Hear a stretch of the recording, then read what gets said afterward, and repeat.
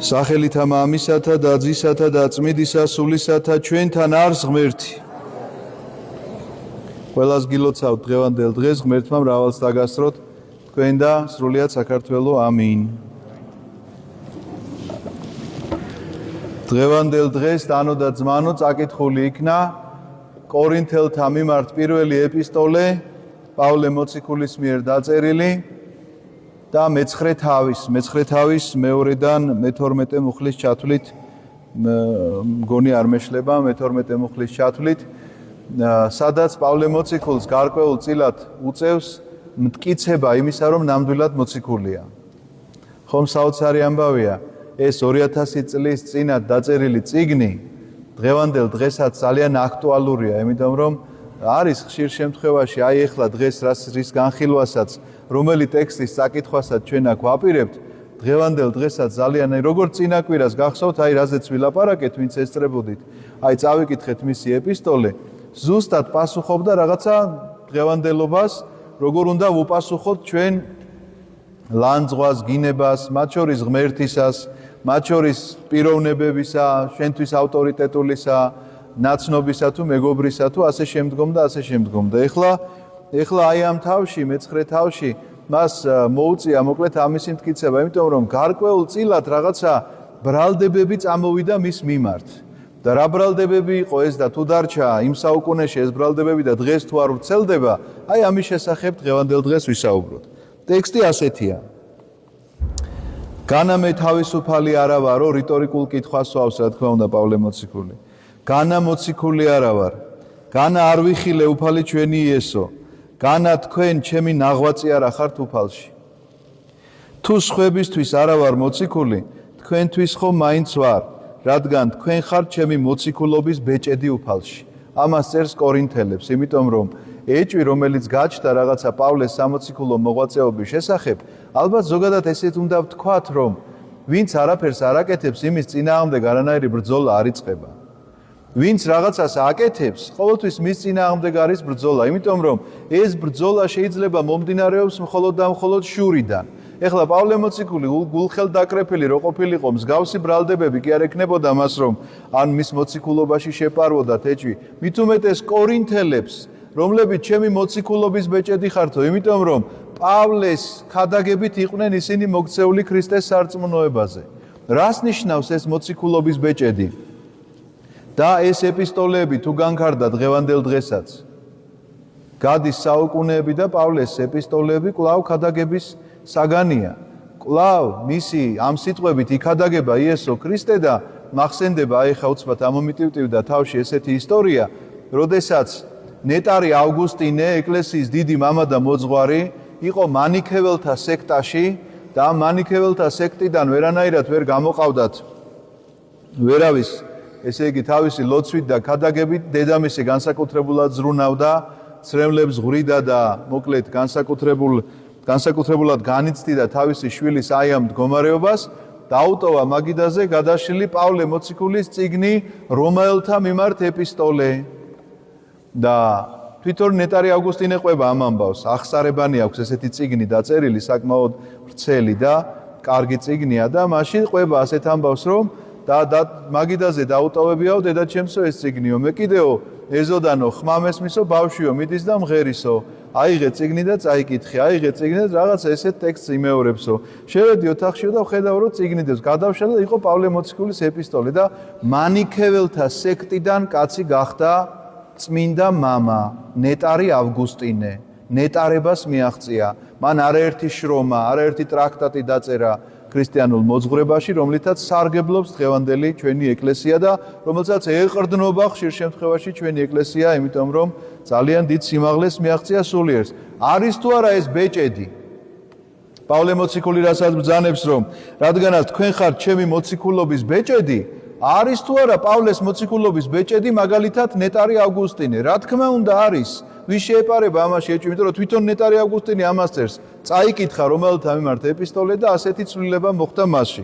და მით უმეტეს კორინთელებს ეკითხება ეხლა რომ ვარ თუ არა სხვებისთვის არ ვიციო, მაგრამ თქვენთვის ნამდვილად ვართო, იმიტომ რომ ქრისტეს სახელი კორინთოში იქადაგა პავლემ.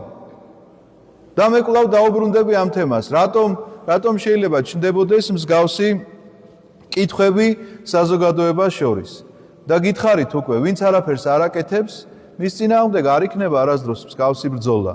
მაგრამ როგორც კი კაცი მოღვაწეობას შეუდგება, აუცილებლად მის წინააღმდეგ უпростоრად იწყება რაღაც გარკვეული მოძრაობა. აი მაგალითად, ვინმე თუ დაიწყებს მქადაგებლობას, ამ ქადაგებლობაზე ესე იგი ჩასაფრებული ადამიანები იტყვიან, რომ აი მას ახლა ეს შეეშალა. ვინც არაფერს არ აკეთებს, იმას არ შეეშლება. და ვინც აკეთებს, იმას შეიძლება შეეშალოს კიდეც. ამიტომაც ეს შეცდომა კი არ არის დანაშაული.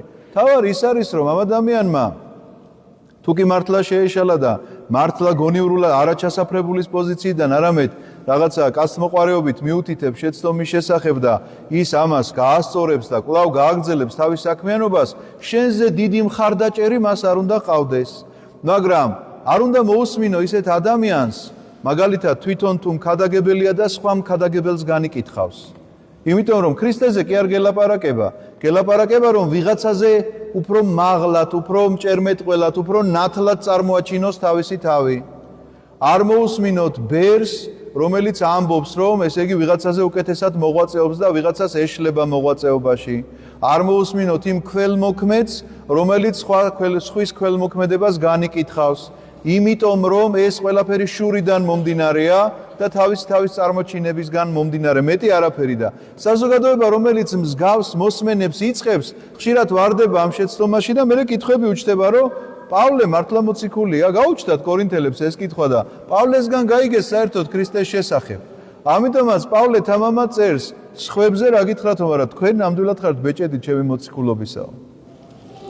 აგრძელებს აი რა პასუხს გავცემ ჩემს მკიცხველებს, იმიტომ რომ მას ჩამოუვიდა ეს ხმები და მათ შორის არა მარტო ხმები, არამედ საჩივრები, რომლებიც მის წინააღმდეგ დაიწერა.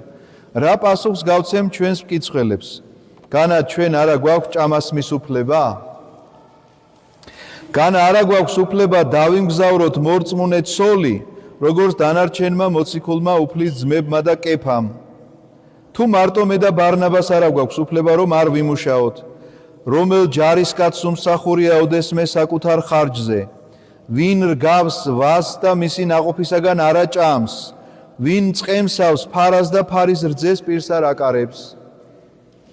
ეს ეხლა პავლე რასაც წერს, ჩემო ძვირფასებო, პირდაპირ მიანიშნებს იმაზე, რომ განა ჩვენ არა გვაქვს ჭამას მის უფლება, ეტყობა ამ გაკიცხვაში რაღაცა მსგავსი პრეტენზიაც იქნა წაყენებული, რომ ესე იგი პავლე შეიძლება იხილეს სადმეს უფრასთან მსხდომი ამ ადამიანებთან ერთად, ვისაც უქადაგებდა და ამის გამო განკითხვის ესე იგი საგანი გახდა, რომ რატომ ესე იგი ჭამს და სვამს და კითხულობს ამ თამამად კითხულობს და სამართლიანად კითხულობს, რომ განა არა გვაქვს უფლება დავემგზავროთ მორწმუნე ცოლი. სხვათა შორის იცით როგორ წერია? მორწმუნე ცოლი წერია აქ თანამედროვე თარგმანში და დაცოლი წერია, ესე იგი ეს და მე ესე იგი გრამატიკული კავშირი მეგონა და მე აღმოვაჩინე რომ არა, ნამდვილად დაზე არის ლაპარაკი და რას გულისხმობს იცით რომ ქრისტეს წინაშე ყველანი დაძმანი ვართ, ანუ მორწმუნე ცოლი ამ შემთხვევაში ქრისტეს წინაშე როგორც და, იმიტომ რომ კეფაო რომელს ახელებს, კეფა გახლავთ პეტრე მოციქული, თქვენ გახსოვთ ალბათ რომ მას იესომ კეფა ანუ კლდე უწოდა და კლდე ბერძნულად არის კეფა. ამიტომაც როდესაც ამბობს რომ განა არა გვაქვს უფლება რომ დავიმგზავროთ ცოლი, ეს პეტრე მოციქულის შესახებ წერს რომ ის ცოლთან ერთად დადიოდა ყველგან სადაც ქადაგებდა, ცოლი თან ახლდა. ეს იმას ნიშნავს რომ ის თავის ოჯახსაც ზრუნავდა, რა თქმა უნდა, ბუნებრივია, სამოციქულო მსახურობა არ ნიშნავს იმას რომ ადამიანი მიატოვებს ყველაფერს და ესე იგი მხოლოდ ქადაგებას მისცემს თავს, ასეთი უფლება აქვს ადამიანს, ვისაც არ ყავს ოჯახი. ვისაც ოჯახი ყავს, მან ოჯახზე უნდა იზრუნოს, იმიტომ რომ ვინც საკუთარ ახლობლებზე არ ზრუნავს, წმინდა წერილის ტექსტს მოგახსენებთ, ის წარმართზე უარესია.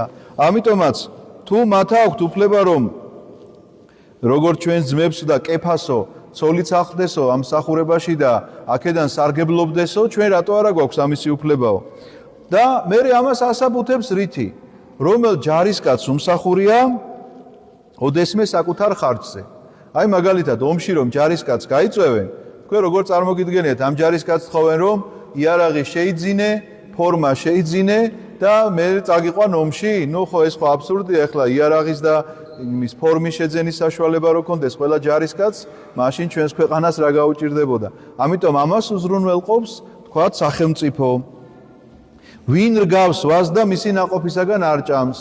ხომ აბსურდია ახლა რომ ვაზი დარგო და ყურძენს არ ჭამდე და აბა რისთვის გინდა მაშინ? მაშინ დეკორატიული მცენარე უნდა გააშენო, რომელიც არ იღებს ნაყოფს.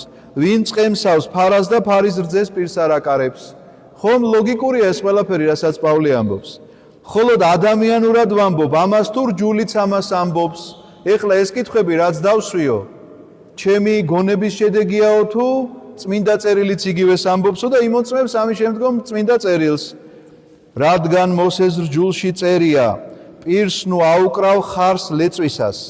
განა ხარებზე ზრუნავს ღმერთიო ამ რჯულში, რომელიც აქ არის მოცემული. რას ნიშნავს?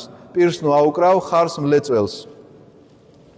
ხარები, რომლებიც აი კალოს გალეწვა, ეხლა თანამედროვე სამყაროში ასე აღარ ხდება, მაგრამ შეიძლება ძველი კადრები მაინც გქონდეთ ნანახი, რომ არსებობდა სპეციალური რაღაცა ესეთი ბრტყელი, შემორჩენილია მუზეუმებში, შეიძლება ნახოთ.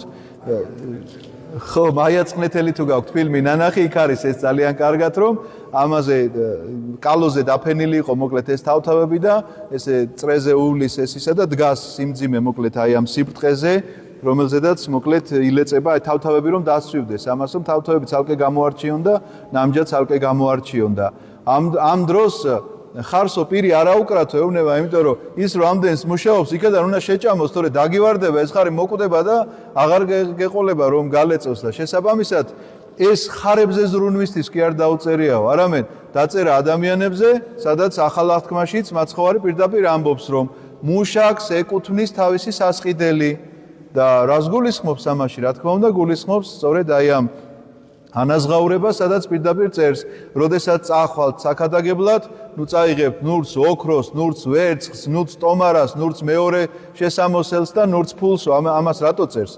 რომელ სახლში შეხვალთ, იქ ჭამეთ და იქ სვით.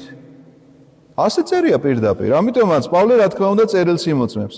თუ ამას უფრო ჩვენთვის ამბობს, დიახაც ჩვენთვის არის ეს დაწერილი, რომ ხნელმა მოსავლის იმედით უნდა ხნას. მლეწავმა კი წილის იმედით. თუ სულიერი დავთესეთ თქვენთან, დიდი ამბავია ხორციელი რომ მოვიმკოთო. აი ეს დღევანდელ საზოგადოებას ძალიან აბრკოლებს. იცით რა, მე იმედი მაქვს რომ მორწმუნე საზოგადოებას არ უნდა აბრკოლებდეს ესა, იმიტომ რომ ნამდვილად ჩვენ უნდა შევუწყოთ ხელი მორწმუნეებმა, რომ განვითარდეს, ვიღაცას ხედავ რომ მქადაგებელია, ვიღაცას ხედავ რომ მოღვაწეა, ვიღაცას ხედავ რომ აღშენებელია, ნამდვილად ამაში ხელს უნდა უწყობდე. თუმცა კი მიზეს ყოველთვის ვიღაცა ეხლა რაღაცას იტყვის რომ ის რომ ამას აკეთებს, ამისთვის აკეთებს, იმისთვის აკეთებს, მაგრამ ჩვენ აგერ წმინდა წერილში სახარებაშიც ასე გვიწერია და პავლე მოციქული სწორედ ამას მოწმობს, რომ მხნელმა მოსავლის იმედით უნდა ხნას, რომ მიიღებს იმას, რაც დათესა, მლეწავმა კი წილის იმედით, იმიტომ რომ მლეწავი სრულ საქმეში არ არის. ხუნელი არის, რომელიც თავიდანვე ამას ყველაფერს აკეთებს, მლეწავი არის ის, რომელმაც მერე უბრალოდ უნდა გადაამუშაოს ფაქტიურად მიღებული მოსავალი. ამიტომ იქიდან მას წილი ეკუთვნის და სრული წილი, რა თქმა უნდა, ესე იგი მხნელის არის. ამიტომ თუ სულიერი დავთესეთ თქვენთან, დიდი ამბავია ხორციელი რომ მოვიმკოთ. თუ სხვებს აქვთ ხელმწიფება თქვენზე, ჩვენ უფრო მეტად არა გვაქვს? ამას კითხულობს პავლე მოციქული და სამართლიანად კითხულობს მინდა გითხრათ, იმიტომ რომ რა უფრო მეტია, ვიღაცას აქვს ხელმწიფება თქვენზე. მაგალითად სამსახურში გყავს უფროსი, რომელთანაც ანგარიშვალდებული ხარ. მაგრამ ვისთან უფრო მეტად ანგარიშვალდებული ხარ? შენ სამსახურთან თუ შენს ეკლესიასთან? გიფიქრიათ ამაზე ოდესმე. აი ამაზე გვაფიქრებს დღევანდელი ეპისტოლე. მე კიდევ ერთხელ ვიმეორებ, ძალიან ბევრს აღიზიანებს ეს მსგავსი ქადაგება და მსგავსი გამოთქმები, მაგრამ იმედი მაქვს, რომ ეს მორწმუნეებს არ შეეხებათ. ეს საიდან ვიცით, იცით, რომ რაღაცა გარკვეული ჩემი ქადაგება და გადაცემები, რომელიც იდება YouTube გვერდზე, მე მიწევს პასუხების გაცემა, იქ ძალიან ბევრი კითხვა მოდის და ადრე არ ვკითხულობდი ამ კომენტარებს და მე მითხრეს, რომ რადგანაც ბევრი კითხვებია, უნდა წავიკითხო და იქ თქვენ არ გეგონოთ, რომ სულ კარგი შეფასებები მოდის, მაგრამ როგორც კი ადამიანი იწყებ რაღაც ასპარეზზე გამოსვლას, ამისთვის მზად უნდა იყო. ნუ იქ ვიღაცა ახლა არაადეკვატურად შეგაგინებს, სულ არ გინახავს, არც იმას უნახავ ხარ შეიძლება, მაგრამ რაღაცა შეგენო არა ესეთ რაღაცებს არ უნდა მიაქციო ყურადღებას. ზოგს მართლაც ადეკვატური შეკითხვა აქვს, მაგრამ ზოგი აბსოლუტურად უსამართლო შეკითხვას სვავს. ზოგი სამართლიანს. აი მაგალითისთვის შეიძლება ვიღაცამ დასვას ეს კითხვა, რომ აი მე რატომ ვარ ვალდებული თქვენს წინაშე? ნამდვილად არ არის ვალდებული ჩემს წინაშე, იმიტომ რომ საერთოდ არ იყოს შეიძლება ეკლესიის მრევლი და თუ ის ეკლესიის მრევლი არ არის, მე მაგას როგორ დავავალდებულებ რამეში? ვერანაირად ვერ დავავალდებულებ. ვერც თქვენ ვერ დაგავალდებულებთ ეკლესიის მრევლი ვისაც გქვიათ. მაგრამ ის რაც რჯულში წერია, იმას კი ნამდვილად წაგიკითხავთ და გეტყვით როგორ უნდა იყოს და როგორ უნდა ხდებოდეს. იმიტომ რომ თუ ანგარიშვალდებულება გაქვს შენი სამსახურის წინაშე რომ დროზე ჩააბარო ანგარიშები, სახელმწიფოს წინაშე რომ გადასახადები თუ დამალა ვიცი რომ ციხეში დაგიჭერენ და ესე იგი ამის გამო მიგატანინებენ კიდე უკან და ცალკე ციხეს მოგახდევინებენ, ეკლესიის წინაშე მსგავს ვალდებულებას ეკლესია რო არიჩენს ძალადობრივად, ამიტომ ეს იმას არ ნიშნავს რომ შენ ვალდებულება არა გაქვს მის წინაშე. პირიქით გაქვს ვალდებულება, იმიტომ რომ ვალდებული ხარ ხელი შეუწყო ყველანაირ მსგავს სამოღვაწეო გამოვლინებას. ადამიანი რომელიც ზრუნავს შენი სულიერი საკვებისთვის, სულ ცოტა მის ხორციელ საკვებზე იზრუნო, რომ ის არ მოცდეს აი ამ საქმეში. მაგრამ ჩვენ არ გამოგვიყენებია ეს ხელმწიფება. პავლე მოციქული რატო წერს ამას, იცით რომ თავის თავზე არ წერს, მართლა არ წერს ამას, იმიტომ რომ თვითონ იყო მეტყავე და მუშაობდა, შრომობდა და ამ ტყავის კარვებს აკეთებდა, მოკლედ, მაშინ კარვები ძალიან საჭირო რამე იყო, ესე ყველას სახლში არ ეძინა, კარვებში ეძინათ ხოლმე ხშირ შემთხვევაში და ეს კარვები აუცილებელი იყო რომ ქონოდა. სახლიც რომ ქონოდა, კარავი მაინც უნდა ქონოდა, როგორც რაღაცა გარეთ სათავსო და ესეთ კარვებს ტყავისგან კერავდა პავლე, მას ხელობა ჰქონდა, ამიტომაც ამბობს რომ მაგრამ ჩვენ არ გამოგვიყენებია ეს ხელმწიფება, არამედ ყოველგვარ ტანჯვას ვიტანთ, რომ რაიმე დაბრკოლება არ შეექმნას ქრისტეს სახარებას. ანუ რას ამბობს, იცით რომ მიუხედავად იმისა, რომ დიდი შრომა სჭირდება ქრისტეს სახარებას, ამ ტანჯვას ვიტანო, რომ აი ამ კარავს კერავს პარალელურად და ყიდის, იმიტომ რომ თქვათ არ დააწვეს სიმძიმეთ იმ სამრევლოს, იმ საქადაგებელ თქვათ ადამიანებს, ვისაც ის ქრისტეს სიტყვას უქადაგებს. არიცით რომ წმინდათა მსახურნი ტაძრისაგან იკვებებიან, ხოლო სამსხვერპლოს მსახური მსხვერპლიდან იღებენ წილს. ეს ყოველთვის ასე იყო. აარონის შთამომავლობას მიწა არ ერგო, ხო იცით, ნათქვამი მაქვს თქვენთვის არაერთგზის. აარონის შთამომავლობას, როდესაც განაწილდა ისრაელის მიწები, ისინი არ დაასახლეს ესე მიწებზე, რომ მათ მიწის დამუშავება ქონოდათ დავალებული, იმიტომ რომ 12 ძმიდან ერთი ძმა უნდა ერჩინათ, როგორც სამღვდელო შთამომავლობა. 12 ძმიდან, ანუ 11 ძმა შრომობდა, მეათედი მიქონდათ ტაძარში, რომ იმ ერთი ძმის შთამომავლობას მღვდლობა გაეწია და მათ არ ეფიქრათ სხვა ამ ქვეყნიურ საზრუნავზე, გარდა საღვთო საზრუნავისა. ამიტომაც წმინდათა მსახური ტაძრიდან იკვებებიან, იმ წმინდა ტაძარზე მოგახსენებს პავლე და სამსხვერპლოს მსახური მსხვერპლად, ანუ მსხვერპლად რაც იწირებოდა, ეს შესაწირი, რა თქმა უნდა, სამღვდელო მსახურთათვის იყო, რომ მათ გამოეკვებათ თავიანთი ოჯახები. დრო არ გაგვექცეს. ასევე უფალმა დაუწესა სახარების მქადაგებლებს სახარებისაგან ცხოვრება. ანუ ვინც სახარებას ქადაგებს, სახარებიდან უნდა იცხოვროს. ეს იმას ნიშნავს, რომ ვინც ამ სახარებით მოიპოვა ადამიანები, მათ უნდა შეძლონ ის, რომ ესე იგი უზრუნველყონ ამ ადამიანის რაღაცა გარკვეული, აქ ფუფუნებაზე არ არის ლაპარაკი. აქ არის საუბარი იმ ელემენტარულზე, რომ მას არ უჭირდეს საჭმელი და სასმელი და არ კონდეს საძებნელი რა აჭამოს ცოლსა და შვილს. აი ამის შესახებ იყო დღევანდელი ეპისტოლე და მე ჩაურთავ ორიოდე სიტყვით აი ჩვენს თანამედროვე სამყაროს ეხმიანება მეთქი, ეხმიანება იმით, რომ ადამიანებს არ მოსწონთ ეს, როდესაც თქვათ ეკლესიის რაღაცა გადასახადზე საუბრობენ, აქ მე გრძელდება უბრალოდ დრო ძალიან რო არ გაგვექცეს, ამიტომ ამბობ, რომ ერთ წინადადებას წაგიკითხავს, რომ რადგან თუ ვახარებ, პავლე მოციქულთან სახარებაზეა საუბარი, არაფერი მაქვს სასიქადულო, იმიტომ რომ ეს მას თავის მოვალეობად მიაჩნია, რადგან ეს ჩემი აუცილებელი მოვალეობაა, ასე წერს და ვაიმე თუ არ ვახარებ.